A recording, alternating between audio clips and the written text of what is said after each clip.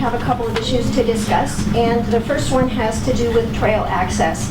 Now that Measure A is nearly behind us, one thing I noticed from people who were both for and against Measure A is that everybody thinks it would be a good idea to have trail access to the area south of the Agua Hedionda Lagoon.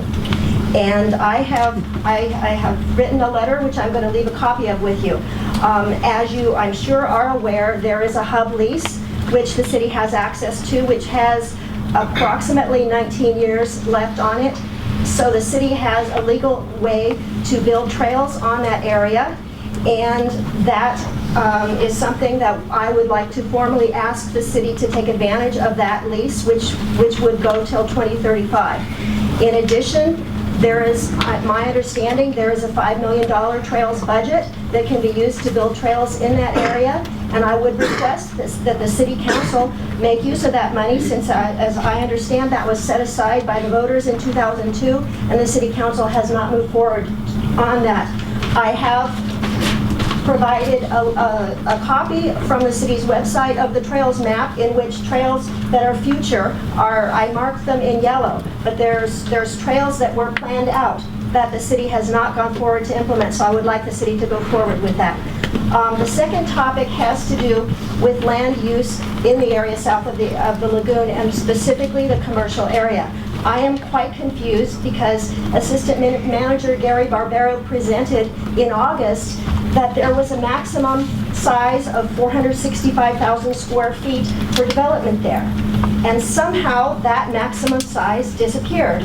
So I'm confused by it, and so I'm formally asking that you clarify how that size requirement disappeared, because I don't think Gary would have presented this to the council if it was incorrect. And yet, when I look at the revisions, the city has on their website revisions to the plan that were implemented in September. I don't see the removal of that $465,000 square foot requirement.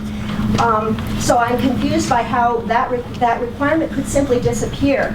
And then I'm disturbed because the city's voter's guide indicated that the proposal, which was 585,000 square feet, was in agreement not only with the current city plan, but with the original general plan back from 1994.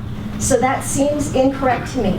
So I'm concerned that the city council stands behind something that is not only incorrect, but seriously misled the voters. So I'm giving you this letter, and I'm formally asking you to clarify this issue, because I do feel, as Larry feels, that the voters have been lied to. However, when they're very specifically lied to by materials on the city's website and materials that we are being mailed as voters using taxpayer dollars, I would like information about how this information was changed.